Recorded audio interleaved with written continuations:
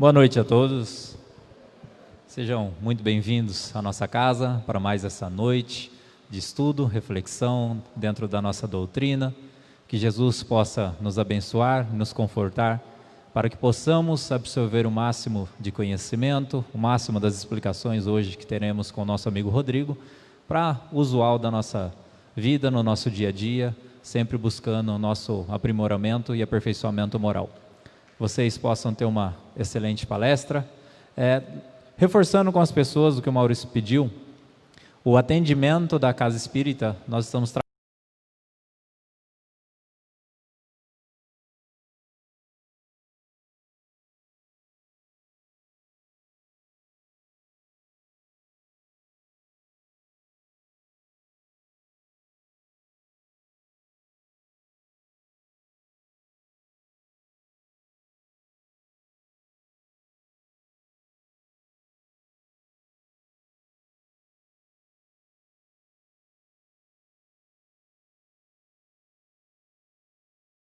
a partir das 19 horas.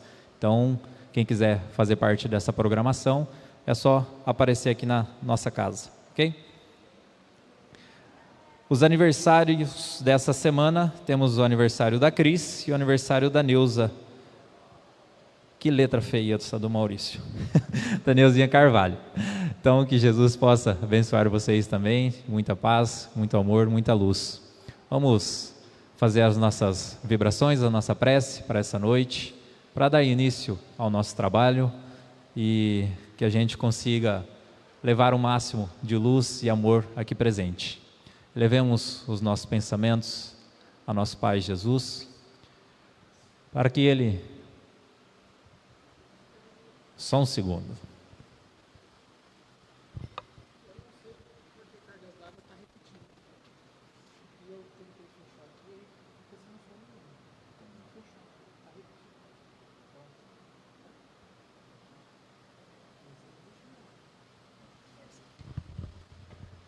Problemas técnicos. Vamos lá. Vamos elevar o nosso pensamento a Jesus, a Deus, nosso Pai, para que possamos, com o coração elevado, receber das suas orientações, receber das energias aqui presente hoje, para que possamos, dentro da nossa semana, dentro da nossa busca de nos aperfeiçoar, sermos mais fraternos, mais amorosos, podendo sempre respeitar as opiniões alheias, sabendo compreender as dificuldades pelo qual nós passamos e também pelo qual os nossos irmãos passam. Dentro de toda a possibilidade, podermos acolher esses irmãos com muita paz, com muito amor, levando-lhe a fé a qual nós nos fortalecemos diariamente, para que ele possa também progredir junto a nós. Muita paz a todos. Convido meu amigo Rodrigo, que hoje falará sobre o Evangelho da doutrina espírita e suas leis morais. As crianças da evangelização.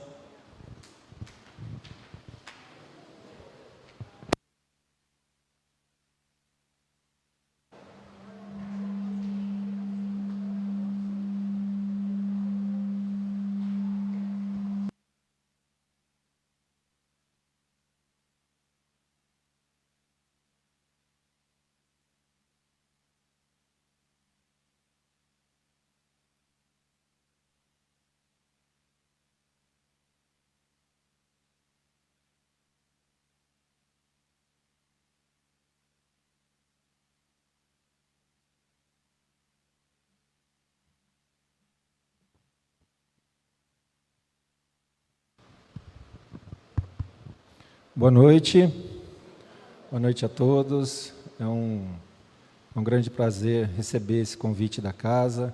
O Espírito Miramês, ele fala, né? Quando recebemos um convite de um Espírito Superior, jamais podemos negar, né? Então o Diego me convidou para estar aqui e a gente está aqui para poder falar um pouquinho com vocês, né?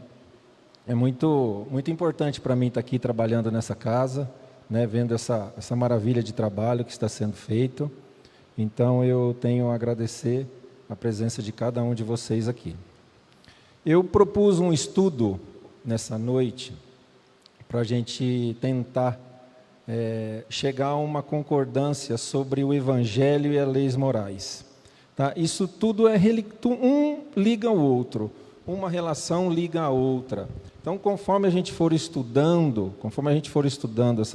esses temas, a gente vai conseguir perceber a grandeza de Deus, a grandeza de Jesus, porque é tudo correlacionado, e a inteligência de Kardec na codificação da nossa doutrina.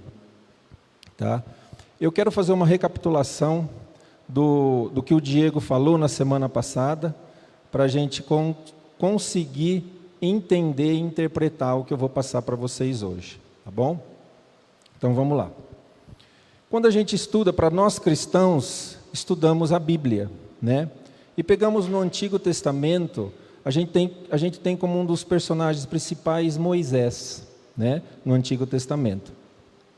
E quando Moisés vem e descreve na tábua, né, lá na pedra, os 10 mandamentos, elas são leis severas, elas são leis firmes, né? Porque o povo da época precisava dessas leis firmes, eles precisavam desse tipo de lei, né?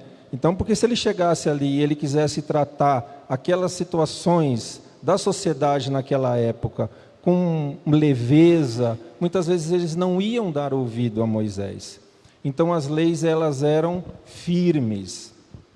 E quando ele começa a falar de Deus, um Deus de Abraão, um Deus único, começa a sair daquela ideia que tínhamos na época de um politeísmo, né, de vários deuses.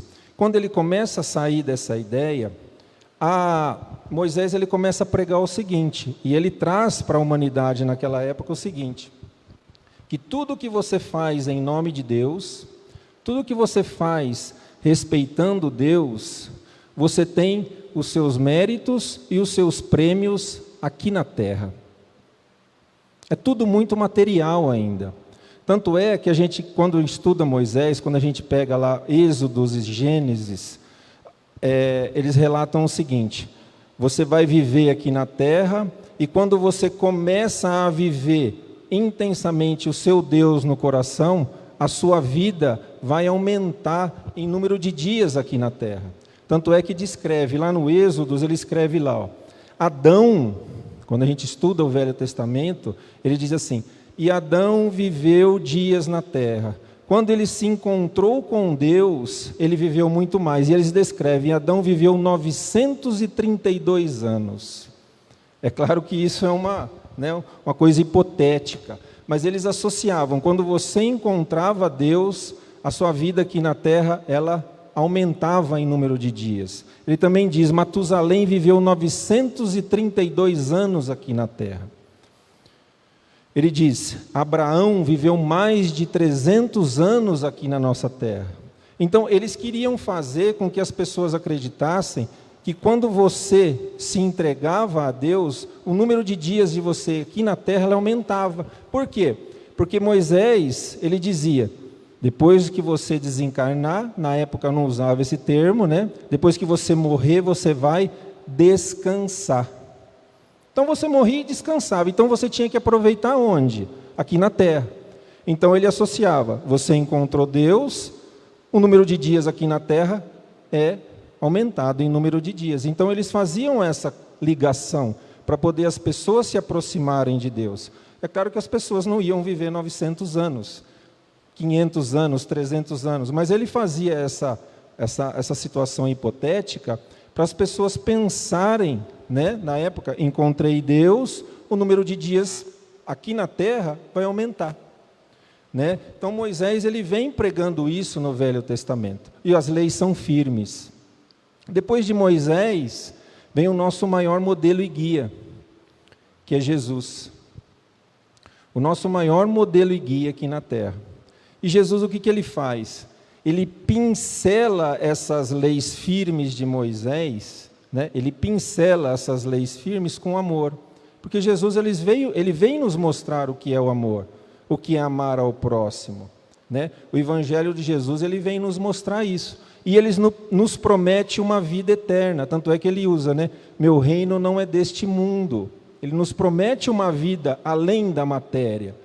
Então as pessoas começam já a enxergar de uma maneira diferente. Eu falo assim, ó, Moisés falava que eu vou morrer e vou descansar. Jesus já começa a prometer uma vida eterna, no qual existe um mundo do lado de lá. Eu falo assim, opa, o que está acontecendo aqui? Né? Jesus ele começa a prometer algo especial do lado de lá, né? E aí, o que vai acontecer?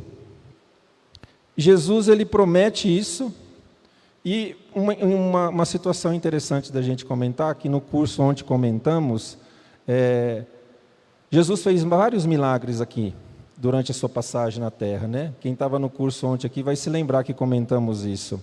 Ele curou leprosos, ele orientou prostitutas, criminosos, né? Ele fez vários milagres aqui na terra. Mas o principal milagre de Jesus, qual foi? Vou usar um termo, né, no qual nós aqui espíritas não acreditamos muito, mas é o termo que se usa, que foi a ressuscitação de Jesus. Imagine Jesus estivesse aqui na terra, pregou o evangelho, fez o que fez, ensinou as pessoas a amarem, prometeu uma vida eterna, uma vida no mundo espiritual, e depois que ele desencarna, ele sumisse. Já pensou ele sumisse? Onde ia estar a prova dessa vida eterna que Jesus nos prometeu? Aí vem na minha opinião, e na opinião de várias pessoas, chegamos até essa conclusão ontem aqui, o maior milagre de Jesus, para nós aqui na Terra, é a materialização dele, é a ressuscitação dele, porque ele vem provar o seguinte, existe o lado de lá. Já pensou ele desencarnasse e sumisse? Porque quando ele desencarnou, os apóstolos entraram num desânimo tremendo, porque onde que ele está? Onde que está o nosso Salvador? Ele desencarnou, ele sumiu. E depois ele vem e ressuscita e ele prova a vida eterna. E ele prova a vida eterna.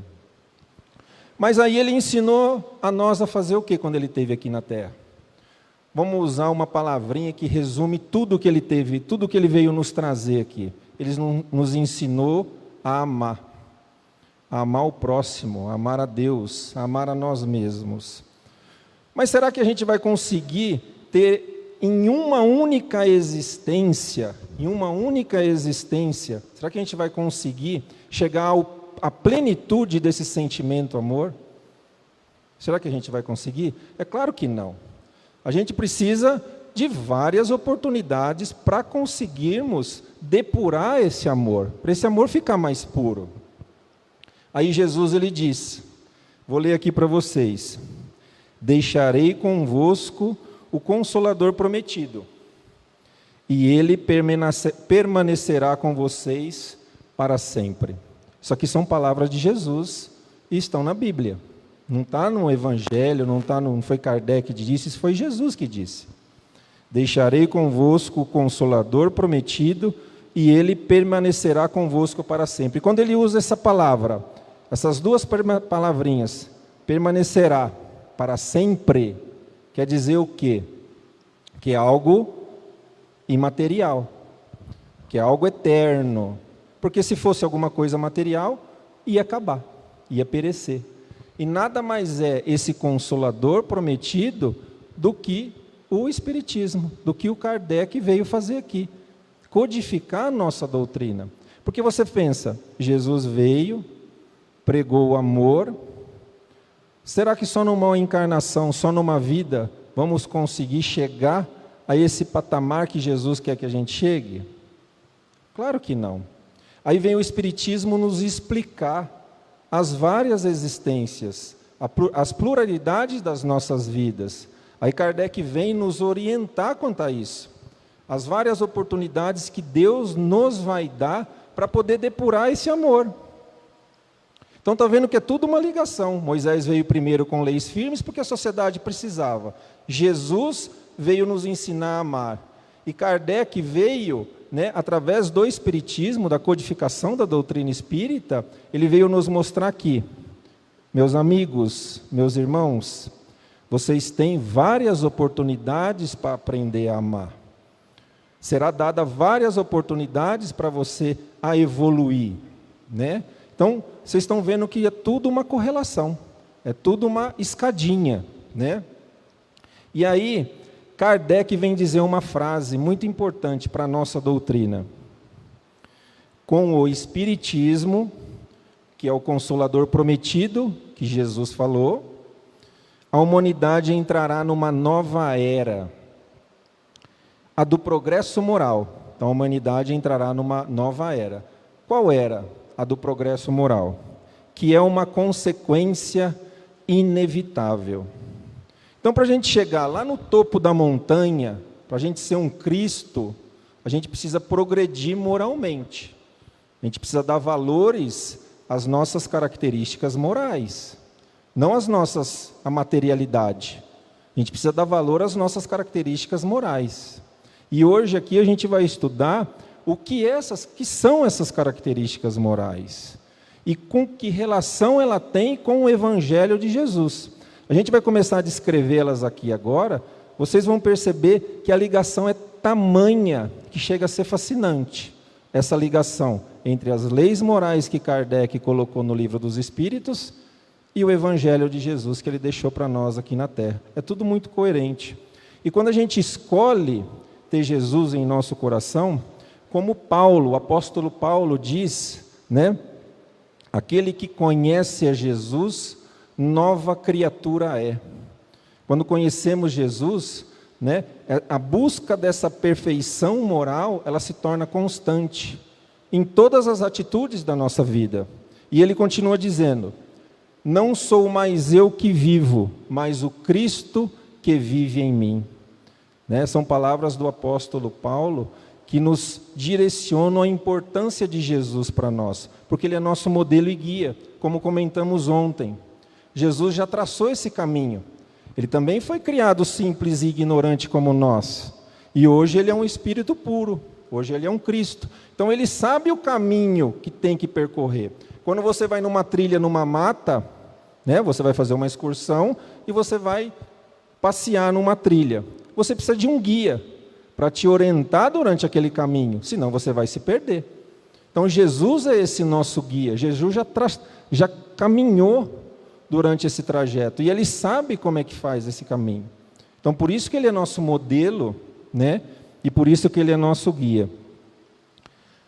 Leis morais. Então, dando essa introdução para nós, para entendermos a importância de Moisés, a importância de Jesus, que é tamanha, que é nosso modelo e guia, e a importância de Kardec codificar essa doutrina espírita, né? Para nos dá a entender da importância da busca da perfeição moral, para a gente conseguir praticar os ensinamentos de Jesus aqui na Terra. O que são essas leis morais? Kardec, ele descreveu essas leis morais, claro, por orientação dos Espíritos, no Livro dos Espíritos. Então, quem já estudou, ou quem não estudou ainda o Livro dos Espíritos, quem abrir lá no índice, lá no comecinho do livro, o Livro dos Espíritos ele é formado por 4 livros. Então, é um livro dividido em 4 livros. O primeiro livro, está lá, Causas Primárias. Primeiro livro do Livro dos Espíritos, Causas Primárias. O que descreve nesse primeiro livro? O que Kardec escreve nesse primeiro livro? A origem das coisas aqui na Terra, a origem dos espíritos. Como é que Deus trabalhou para construir o universo e o nosso planeta, né? Então, essas causas primárias, tinha tanto assunto para Kardec desenvolver nesse primeiro livro, que ele escreve um outro livro em cima desse, que é a Gênese. Né? Então, Kardec escreve esse primeiro livro com o tema Causas Primárias, a origem de todas as coisas. Tinha tanto assunto para ele desenvolver, que esse primeiro livro dá origem a outro, que é a Gênese. O segundo livro do Livro dos Espíritos, né, vamos dizer assim, um segundo grande capítulo que tem lá dentro, é um capítulo que se chama Mundo Espiritual, ou Mundo dos Espíritos. Lá ele descreve como é o mundo dos espíritos e como que ocorre a mediunidade, o nosso contato, a nossa troca de informações com os espíritos. Tinha tanto assunto para ele desenvolver também nesse capítulo que ele resolve escrever um outro livro, claro que com orientação dos espíritos, que é o livro dos médiuns. Vamos pular o terceiro, que o terceiro é o mais importante para nós, a gente já volta. O quarto livro, de dentro do livro dos espíritos, né? O quarto grande capítulo que tem lá dentro, Esperanças e Consolações. Esperanças e Consolações.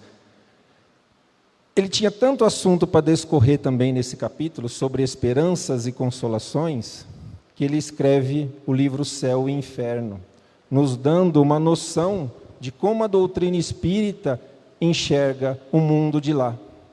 Será que existe o céu? Será que existe o inferno? Será que existe um plano espiritual? Como é que ocorre? Então Kardec descreve todas essas situações nesse capítulo, e ele transcende a um outro livro, o Céu e o Inferno. Eu pulei o terceiro por quê? O terceiro livro, ele descreve as leis morais. Tá? O terceiro livro, ele descreve as leis morais. Tinha tanto assunto para ele discorrer nessas leis morais, que ele transcende esse livro a um outro livro, que nada mais é do que o Evangelho segundo o Espiritismo. Por isso que tem essa ligação tão grande, leis morais com o Evangelho. Então tinha tanto assunto para Kardec descrever sobre leis morais que ele decide escrever o Evangelho. Quando eu falo ele decide, é por orientação do Espírito da Verdade, de Santo Agostinho e de uma pleide de espíritos que estavam o orientando e o auxiliando na codificação da doutrina espírita, né? Para a gente entender essas leis morais, eu vou dividir ela em 3 etapas para o nosso estudo hoje aqui. Tá? Então vamos imaginar o seguinte: essas leis morais são deveres nossos para com alguém. São deveres nossos para com alguém. Então vamos lá. Primeira classificação, primeira subdivisão que a gente vai fazer dessas leis morais. Deveres nossos para com Deus, para com o nosso Criador. Segundo, deveres nossos para conosco mesmo. Então, o assunto é entre eu e eu. E a terceira subdivisão que a gente vai fazer para facilitar o estudo, nossos deveres. Quando eu falo nossos, é para englobar todo mundo, mas é de cada um, né? Uma individualidade de cada um. Nosso para com o nosso próximo. Então, ó como é bem coerente. Nosso para com Deus, nosso para conosco mesmo e nosso para com o nosso próximo. E olha como é bem coerente. Jesus não disse assim para nós, em Mateus 22, versículo 36, amarás a teu Deus sobre todas as coisas e ao próximo como a si mesmo. Olha como liga nossa relação para com Deus, amar a Deus sobre todas as coisas. E ao próximo, a nossa relação para com o nosso próximo. Né? E como a mim mesmo, amar o meu próximo como a mim mesmo. Então a relação da minha pessoa para comigo mesmo. Vocês estão vendo a coerência das situações? É impressionante. Então isso não foi obra do acaso, isso foi obra divina. Obra divina, ela é eterna, né? Ela é bem coerente. Deus é inteligência suprema, causa de todas as coisas. Então, tudo que Ele programa é tudo perfeito. Trabalha tudo de uma maneira perfeita, né? Vamos começar o nosso estudo, então. A primeira subdivisão que eu falei para vocês é a nossa relação, nossa para com Deus. E como é que funciona isso? Aí Kardec começa a descrever, lá no terceiro livro dos Espíritos, né? No terceiro livro, no terceiro grande capítulo que ele escreve, ele começa a descrever para nós como deve funcionar a nossa relação com Deus. Porque ela não deve ser feita de qualquer jeito, então ele nos orienta de como que é. Primeira coisa que ele diz, primeira lei, lei divina ou lei natural, né? A lei divina ela é imutável, né? A lei divina ela é imutável. Então tudo ocorre nesse nosso mundo, nesse nosso planeta, nesse nosso universo, comandado por Deus. Uma chuva, um vento, um desencarne, um nascimento, tudo isso é comandado por Deus. Tudo isso é comandado por Deus. Isso é lei divina, isso é lei natural, né? Quem dera um dia os cientistas conseguirem chegar a esse ponto de entender que tudo funciona baseado na lei de Deus. Eles deixarem o materialismo um pouco de lado e começarem a querer... Existem alguns cientistas que já fazem isso e começam a procurar em um lado mais espiritualizado das leis. Mas o seguinte, tudo é lei divina. Tudo Deus dirige, tudo Deus move. E Ele criou tudo isso aqui, todo esse planeta, para a nossa evolução. Vamos imaginar, 3,5 bilhões de anos, Ele preparou esse planeta para nós chegarmos nesse molde físico, para poder percorrer a nossa caminhada, para chegarmos a uma perfeição moral.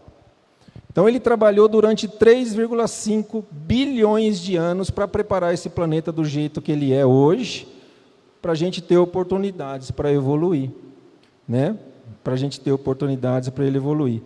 Interessante a questão 614 do Livro dos Espíritos, dentro desse mesmo capítulo que a gente está estudando. O que se deve entender por lei natural? A lei natural é a lei de Deus, é a única necessária à felicidade do homem. Olha que interessante. A lei de Deus é a única necessária para a felicidade do homem. E quem se afasta dela, infeliz se torna.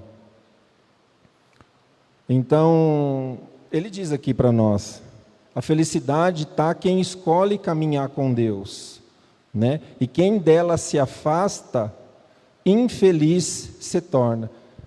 Não sei se vocês sabem, mas o prefixo in, ele significa negação, né? Ele significa negação. Então, se eu estou negando a felicidade, aí que eu vou ser infeliz.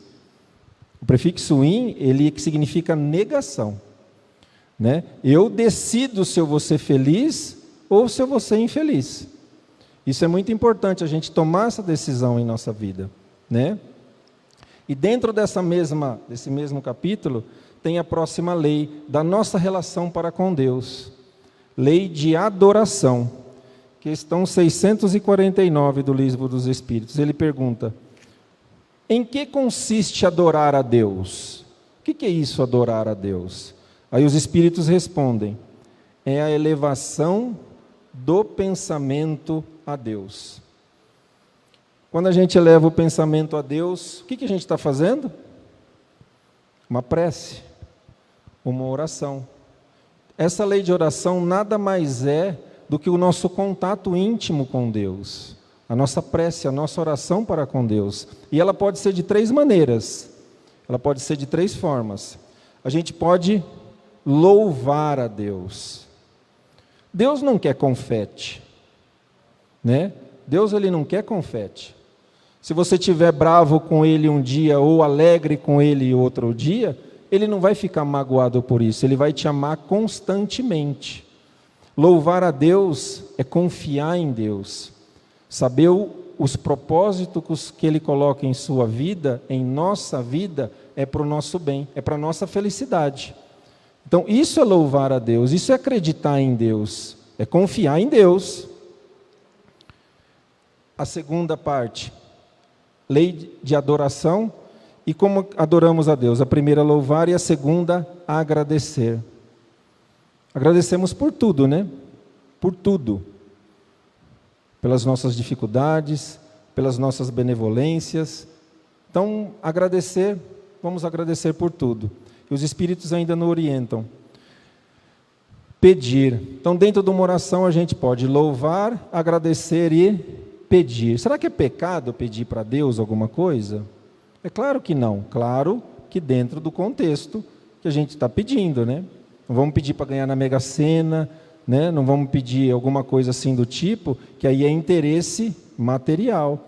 Tem uma história da irmã Dulce que é muito legal, que ela tinha um filho adotivo, e ele acaba se transviando nas escolhas da vida. Ele acaba se envolvendo com alguns vícios. E um dia, depois dele praticar um assalto, ela o reencontra na rua e ela pede para que esse filho adotivo se entregue à polícia, né? Pede para que ele se entregue à polícia. E ele diz que não. Aí ela entra na igreja com um copinho de água e vai embaixo da imagem de Jesus Cristo. E ali ela pede, com todo fervor, coloque nessa água a intuição para o meu filho se entregar à polícia. E né, vou usar esse termo, a petulância dela, a ligação dela com Jesus era tão grande que ela chega a falar para ele: se você não me atender, eu vou pegar a sua imagem e pôr na chuva. Ela diz isso na hora da oração. Então, para vocês verem a intimidade que ela tinha com Deus. Essa intimidade que Deus quer de nós em nossas orações. Essa intimidade que Deus quer de nós em nossas orações, né? E quando a gente começa a imaginar Deus, né, é um ser criador de todo esse universo, a prece de Cáritas, ela é ela detalha bem como deve ser a nossa postura diante de Deus. No finalzinho na prece de Cáritas, ela diz assim: onde possamos refletir a vossa santa, gloriosa e benfazeja imagem. Então Deus quer que nós sejamos reflexo dele. Deus quer que nós sejamos reflexo dele através como? Através de todo o amor que ele tem por nós, para que tenhamos também o amor ao nosso próximo. É isso que Deus quer de nós, né? E dentro dessas leis que ditamos aqui agora para vocês e tentamos explicar para vocês, essa lei divina ou natural e essa lei de adoração, do Livro dos Espíritos. Onde é que a gente encontra ela no Evangelho? Porque lembra que a gente comentou? Essas leis, Kardec tinha tanto assunto para discorrer que ele escreveu o Evangelho baseado nela. Então, onde a gente encontra essa lei divina ou natural e essa lei de adoração? Capítulo 1 do Evangelho segundo o Espiritismo. Eu não vim destruir a lei. Então, Jesus, ele não veio destruir a lei descrita por Moisés, as leis de Deus. Ele veio pincelar com amor. Lembra que a gente comentou no começo? Capítulo 2. Meu reino não é deste mundo. Lembrando que quando ele fala isso, meu reino não é deste mundo, ele está querendo fazer com que nós deixamos o materialismo de lado e comecemos a dar valor às coisas espirituais. 3. Olha a grandeza divina. Há muitas moradas na casa de meu Pai. Deus não ia criar esse universo, esse multiverso que temos aqui, só para ter vida aqui na nossa planeta Terra. Então, há muitas moradas na casa de meu Pai. Capítulo 16 do Evangelho tem uma relação importante com a lei divina ou natural. Não se pode servir a Deus e a Mamon. Mamon é o Deus da riqueza, um Deus do dinheiro, um Deus do materialismo. Ou você escolhe servir um, ou você escolhe servir outro. Não se pode servir a Deus e a Mamon. A fé, capítulo 19, a fé transporta montanhas. Quando falamos de oração, a fé transporta montanhas. Capítulo 17, pedi e obtereis. A irmã Dulce não foi lá ajoelhar aos pés do Cristo na imagem na igreja e pedir para abençoar aquela água para que o filho dela tomasse consciência das atitudes erradas e encontrasse um novo caminho? E ela obteve. Ela obteve. Tanto é que quando ela é convidada pelo Papa para poder o cumprimentar, na plateia ela olha e ela vê o filho dela acompanhando aquela peregrinação. Então ali ela tem a certeza que aquele pedido foi atendido. Pedi e obtereis. E o último capítulo do Evangelho, ele nos ensina a rezar preces espíritas. Mas por que prece pronta? Por que será que Kardec decidiu colocar um capítulo com prece pronta? Por que será? Vou contar uma historinha para vocês. Eu não vou me lembrar o nome do espírito, mas a história foi mais ou menos assim. Ele desencarnou e, transtornado com tudo o que estava acontecendo, né, ele ficou um pouco perdido nessa transição entre mundo material e mundo espiritual. Ele ficou um pouco transtornado, até mesmo envolvido de vícios, de negatividades, ele ficou um pouco transtornado. E ele escutava uma voz de longe dizer: ore, ore. E ele não conseguia rezar. A gente fala que a prece verdadeira é aquela que vem do coração. Mas muitas vezes preces prontas nos ajudam a nos concentrar. E nessa situação ele não conseguia se concentrar por causa de todo aquele transtorno que ele estava tendo ali naquela hora do desencarne. Aí o que ele faz? Ele lembra da oração do Pai Nosso e de Ave Maria. Então ele começa a recitar uma prece pronta. E aquilo faz com que ele se eleve ao Criador e ele começa a se tranquilizar. Então, daí a importância que Kardec coloca esse capítulo de preces, né? Muitas vezes a gente não consegue rezar por um desencarnado, a gente está tão desesperado pela situação, meu Deus, como é que eu vou rezar? Procura lá, capítulo 28, preces pelo desencarnado, prece pelas pessoas que sofrem, prece por um obsidiado ou por um obsessor, tem lá, isso vai nos orientar. Então Kardec foi muito inteligente, né, nessa colocação desse capítulo 28. Ele nos coloca algumas preces para nos orientar nas nossas orações, né? Então vocês estão vendo que esse primeiro capítulo, lei divina ou natural e lei de oração, dentro do Evangelho encontramos várias passagens de Jesus que se liga a essas leis divinas e essas leis de adoração. Lembra a segunda classificação que nós fizemos? Nós estudamos agora da relação nossa para com Deus. Qual que é a próxima? Nossa para conosco mesmo, né? Então a gente divide a relação nossa para com Deus, nossa para conosco mesmo. Lei de trabalho, lei de destruição, lei de reprodução, lei de conservação e lei de progresso moral. Aqui eu gosto de fazer contar uma história no qual eu aprendi com o Diego, né? Nós estávamos conversando, acho que num curso ou numa palestra, e eu nunca tinha reparado isso, porque quando a gente estuda o Livro dos Espíritos, a gente começa lá, ó, lei de destruição, tudo na natureza se destrói para nascer de novo. Está lá no Livro dos Espíritos isso. Lei de reprodução, para a perpetuidade da vida aqui na nossa Terra, os animais e os seres humanos precisam se reproduzir, né? Todos precisamos trabalhar, né? Todos precisamos nos conservar. Os animais e nós temos um instinto de conservação. Isso é um instinto de conservação que nós temos. Aí um dia a gente conversando numa palestra, até ele começou a dar uma explicação, eu falei assim, nossa, ó o ponto-chave. Foi graças a ele que eu consegui entender o lado espiritual dessas leis. Vamos imaginar não, eu sou um espírito, não vamos usar imperfeito, né? Vamos usar em construção, eu acho que é mais motivador. Quando a gente fala, eu sou um espírito imperfeito, muitas vezes a gente, né, rebaixa um pouquinho. Então somos espíritos em construção, estamos nos construindo. Então vamos lá, eu sou um espírito com vícios, com dificuldades ainda. E eu encontrei o Cristo e vou decidir mudar. Primeira coisa que eu tenho que fazer, destruir o mal em mim. Eu tenho que destruir, eu tenho que eliminar esse mal de dentro de mim, né? Eu preciso eliminar. Então olha aqui, ó, lei de destruição. Eu preciso destruir esse mal. E quando eu decido destruir esse mal, eu vou começar a preencher o meu coração, eu vou começar a transformar as minhas atitudes no bem.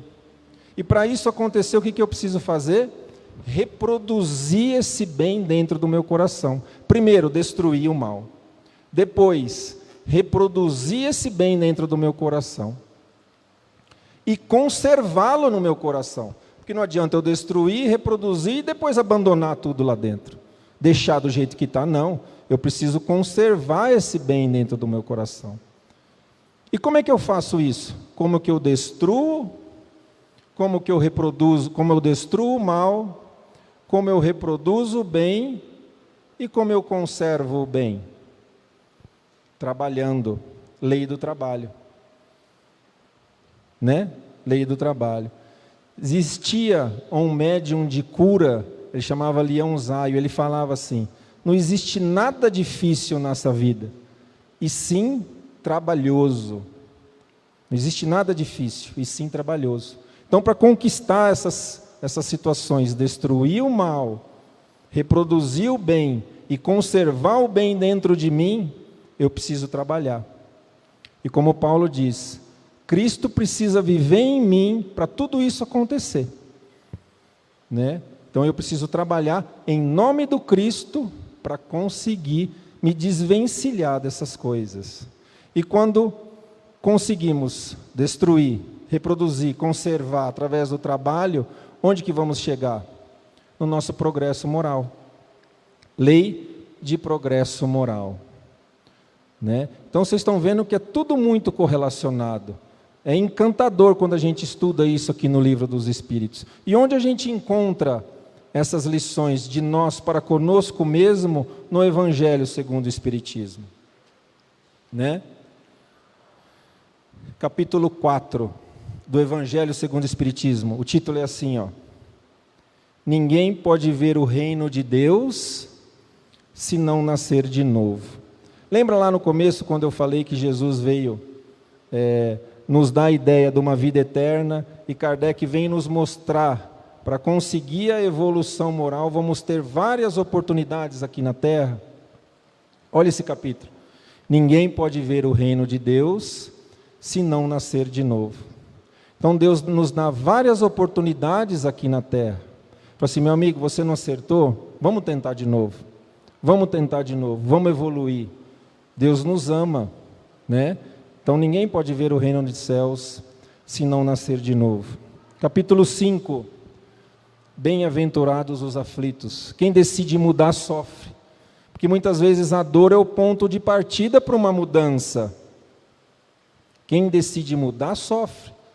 Se eu estou acostumado com um meio de vida e eu decido mudar ela, eu vou ter um sofrimento no meu coração. Então, bem-aventurados os aflitos, bem-aventurados essas pessoas que sofrem, que reconhecem o erro, que decidem mudar e vai caminhar de encontro com o bem. Capítulo 7, bem-aventurados os pobres de espírito. Capítulo 8, bem-aventurados os puros de coração, porque eles verão a Deus. Lembra que estudamos agora há pouco? Destruir, reproduzir, conservei o bem, através do trabalho. Depois que eu faço tudo isso, eu cheguei num padrão evolutivo, no qual o meu coração vai estar puro. Então, bem-aventurados os puros de coração, porque eles verão a Deus, eles sentirão Deus em seu coração. Capítulo 9, bem-aventurados os mansos e pacíficos, porque herdarão a terra. Por que isso? A gente não fala tanto no mundo de regeneração, nós não falamos tanto do mundo de provas e expiações, que ele passará para um mundo de regeneração. Então, se através de todo aquele trabalho para poder extinguir o mal e fazer com que o bem permaneça em nosso coração, vamos ser manso e pacífico, vamos ter o coração puro. Então nós vamos herdar a terra, porque a terra vai se transformar num mundo de regeneração.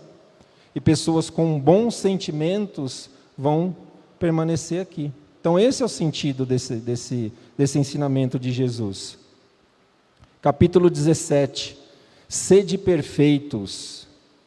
Se a gente está em busca de uma perfeição moral, a gente precisa ser perfeito. E quem puder, quando chegar em casa, existe duas lições dentro desse capítulo 17 do Evangelho segundo o Espiritismo, está lá. Homem de bem e o bom espírita. Lá vai mostrar, item por item, como deve ser o coração de um homem de bem e de um bom espírita. Eu gosto de usar de um bom cristão, seja ele qual religião que for, né? E capítulo 6, o Cristo Consolador. Porque quem sofre, o Cristo consola. O Cristo tem um amor imenso pelos que sofrem, né? Então, nessa trajetória da nossa vida, se estamos passando por dificuldades, seja elas físicas, materiais, espirituais, o que for, Jesus está nos consolando, através do seu amor e principalmente dos seus ensinamentos. Porque quando estudamos o Evangelho, encontramos a resposta para todos os nossos sofrimentos, né? E o último dever nosso, o nosso dever para com o próximo. Falamos do nosso dever para com Deus, o nosso dever para conosco mesmo e o nosso dever para com o nosso próximo. Aí acho que é o mais difícil, né? E ele vem citar aqui a primeira lei do nosso dever para com o nosso próximo. Lei de sociedade, né? Somos uma sociedade humana, uma grande família humana. Mas qual é a nossa sociedade mais próxima? A nossa família. O Simão Pedro, numa de suas palestras, ele diz, né? No mundo lá fora, a gente muitas vezes quer que as pessoas enxerguem uma pessoa que nós não somos muitas vezes dentro de casa. Lá é bom dia, boa tarde, como que o senhor vai? Dá licença, pode passar por aqui. E dentro de casa? Eu estou falando isso por mim. Dentro de casa é cala, senta aqui, você não está me escutando? Então, a nossa família é a família que temos dentro de casa. Então, quantos maridos e quantas esposas acordam muitas vezes sem dar um bom dia? Então, esse é o sentido da lei de sociedade, porque amar ao próximo é amar o próximo mais próximo de nós. Começa por aí, com a nossa família, né? Ele ainda brinca assim, acho que todo mundo conhece Isaac Newton, lei da física, né? Então, dois corpos não ocupam o mesmo lugar no espaço, não é isso? E essa lei de sociedade, ela se enquadra bem aí. Dois orgulhosos não ocupam o mesmo lugar no espaço. Dois vaidosos não ocupam o mesmo lugar no espaço. Então, temos que aprender a lidar com as pessoas, né? Temos que aprender a ligar. Se eu sou orgulhoso, eu tenho que aprender a lidar com a outra pessoa orgulhosa, né? Então, está aí o sentido da lei de sociedade, né? Lei de igualdade. Todos fomos criados simples e ignorantes por Deus. Estamos numa trajetória. Estamos numa trajetória de evolução. Então, todos somos iguais. Um com os passos um pouco mais à frente, outros um pouquinho mais atrasados, mas somos todos iguais, somos todos filhos de Deus. Não vai achar porque você deu um prato de comida ou algo parecido para uma pessoa que precise e você é um viciado de droga, que Deus vai te tratar de uma maneira diferente. Deus ama a todos. Ama a todos. Então, lei de igualdade. Todos somos iguais perante Deus.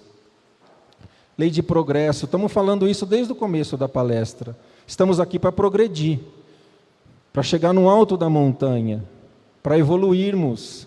Por isso que estamos aqui. Por isso que Deus nos criou, para progredir. E agora vem, eu acho que a mais interessante e bonita de todas, da nossa relação para com o nosso próximo. A lei de justiça, lei de amor e caridade. Então ela está englobada numa lei só. Kardec define assim: lei de justiça, amor e caridade. Eu vou contar uma historinha Na verdade, duas, uma se encaixando na outra, para a gente entender como é que isso funciona.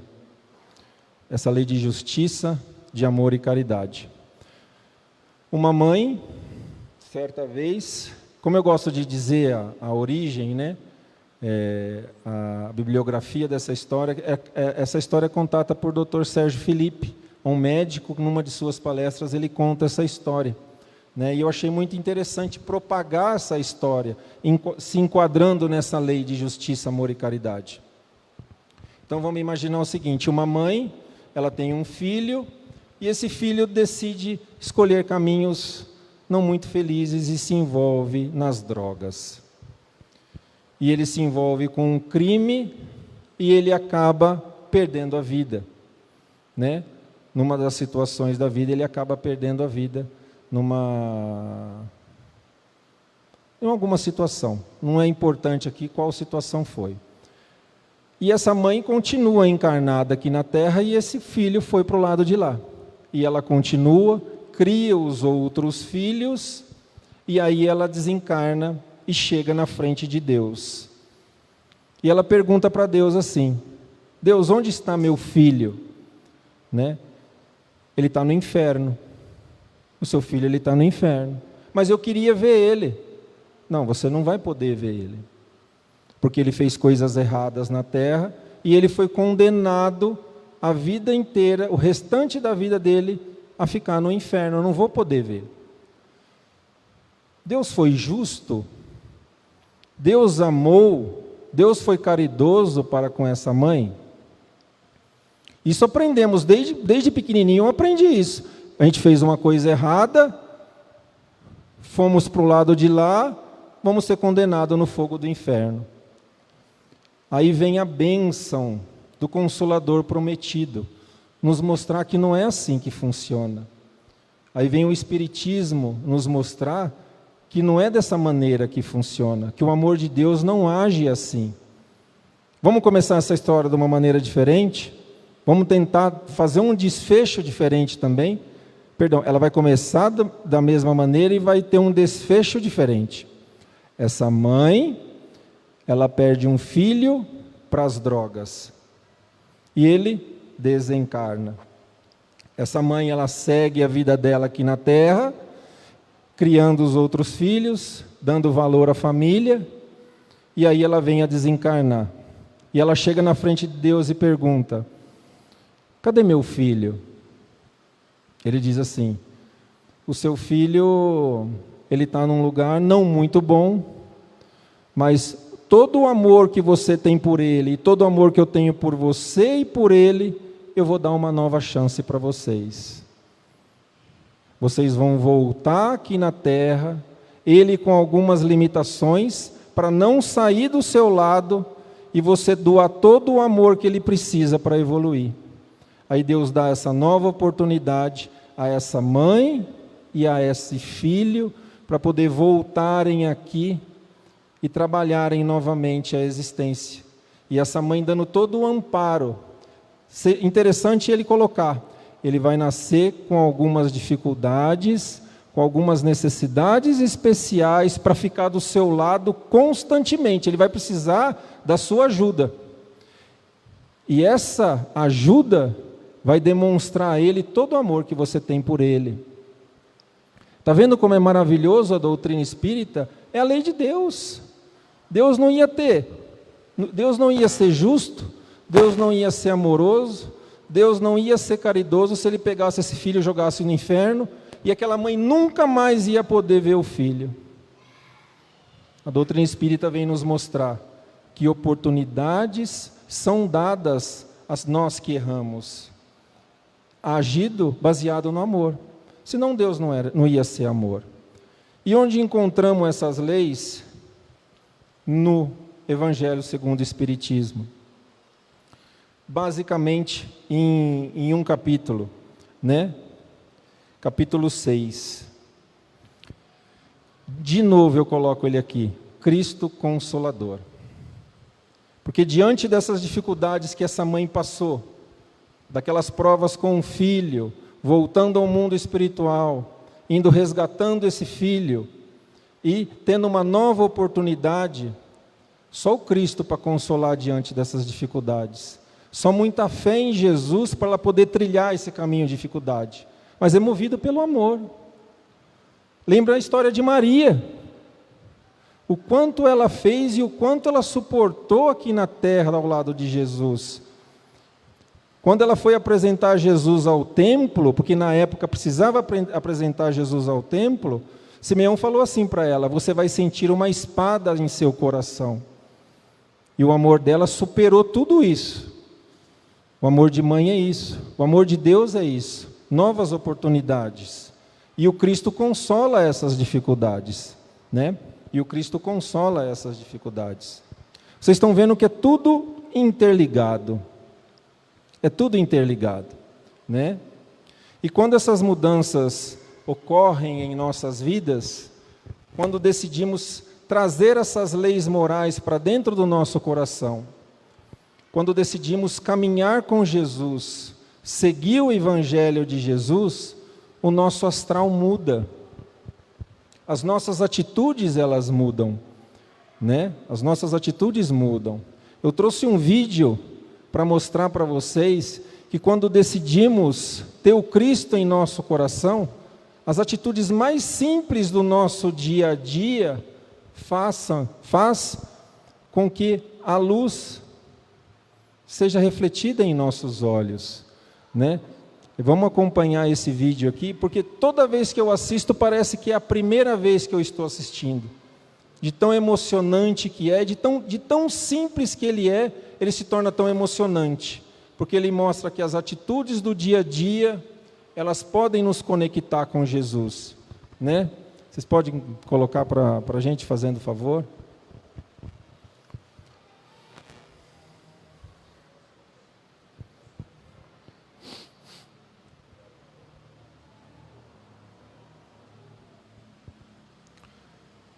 Está vendo? Ó? Amar a natureza, né?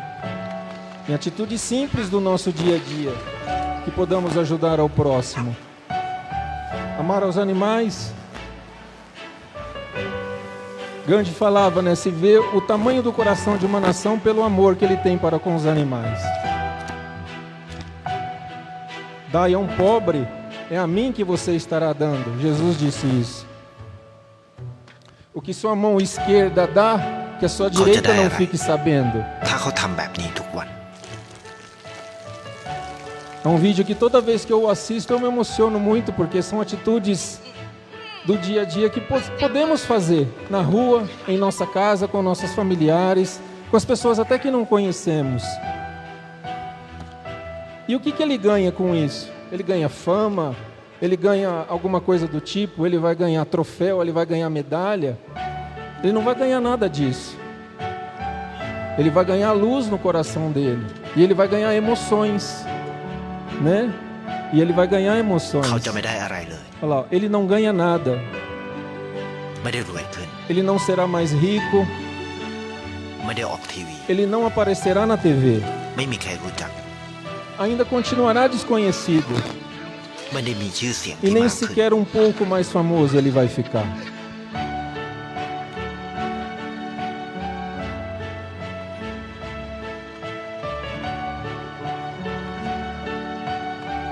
E aí, de repente, a gente começa a perceber que quando a gente toma essas decisões, a gente ganha emoções. Emoções positivas em nossos corações. Imagina, todo dia ele entregava um dinheirinho para aquela criança, em prol da educação daquela criança, e ele vê a criancinha com a roupinha de escola voltando da escola. Até para o cético, para a pessoa que estava duvidando daquela situação. O amor pelos animais que tanto Chico diz para nós, né? Independente da crença, independente da fé. Tem mais valor que um abraço desse? Ele recebe o que o dinheiro não compra. São bons sentimentos. Aí começa a florescer dentro do nosso coração a árvore de Jesus, né? E a nossa vida, como é que está? Estamos agindo dessa maneira? Nas atitudes simples do nosso dia a dia? A obra de Jesus, ela é bela. Ela é grandiosa, a obra de Jesus. Vou contar uma história para vocês, para a gente estar terminando, né? Uma certa vez, um homem, ele tinha um sítio. Acho que algum de vocês já deve ter escutado essa história, mas ela é maravilhosa. Para a gente dar valor a todos esses ensinamentos que Jesus coloca em nossas vidas. E para a gente não deixar escapar. Uma certa vez, um homem, ele tinha um sítio, e ele decide vender esse sítio. E ele precisava fazer um anúncio no jornal. E ele, andando pela praça da cidade dele, ele encontra o poeta Olavo Bilac. E ele, sabendo da destreza desse poeta em trabalhar com as palavras, ele pede para o Olavo Bilac fazer um anúncio do sítio dele. E eu vou ler para vocês um anúncio desse sítio. Vende-se encantadora propriedade, onde existe um extenso arvoredo, onde cantam os pássaros no amanhecer. É cortada por marejantes e cristalinas águas, e um belo ribeirão. E a casa nela existente é banhada pelo sol nascente. Então, Olavo Bilac escreveu esse poema para ele colocar no jornal, esse belíssimo poema descrevendo a propriedade dele. Passando um tempo, os dois se encontram na praça. E ele pergunta ao proprietário do sítio: e aí, conseguiu vender o sítio? Ele diz assim: depois que você escreveu aquelas belas palavras a respeito do meu sítio, eu dei conta da beleza que eu tinha e não dava valor. A palavra de Jesus, ela está aí. Ela tem uma beleza imensa. Que horas que vamos começar a dar valor nela? Não vamos esperar a vida passar, não vamos esperar uma nova oportunidade. Vamos progredir moralmente com esses ensinamentos de Jesus.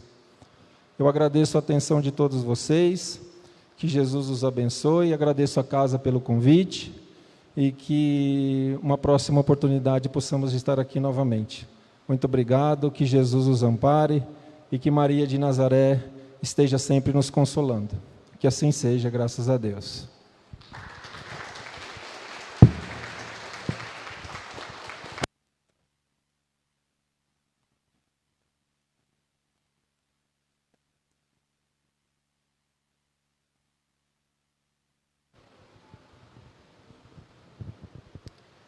Agradecer imensamente pelas palavras, muito válido, sempre válido, né, falar sobre o Evangelho. O Evangelho Espírita, ele tem uma estruturação muito legal, né? Ele começa desde a apresentação do Cristo, a sua missão, o decorrer de seus ensinamentos, até o objetivo final, que é o progresso moral da humanidade, né? A orientação para nós. Então, esse esclarecimento, essa parte tão racional que a doutrina nos traz, das suas explicações, das suas colocações, é algo formidável, né? Um alimento para o espírito, uma instrução para todos nós. Então, semana que vem, recebemos nosso primeiro palestrante de outra cidade, Carlos Alberto Leme. Convidamos vocês a estar presente aqui, quinta-feira, às 8 horas. Na quarta-feira, temos o nosso grupo de estudo, a partir das 19 horas. Durante a tarde, estamos realizando o nosso café. Se alguém se interessar em participar também, a casa está aberta. E muito em breve entraremos com o nosso trabalho, nossos almoços ao domingo, assim com a conclusão da nossa obra aqui no fundo da cozinha. Maravilha? Então vamos elevando os nossos pensamentos nesse momento, agradecendo a Deus por aqui nos colocar, nos trazer diante da sua luz, diante dos seus ensinamentos, diante de todo o amor que há em nós.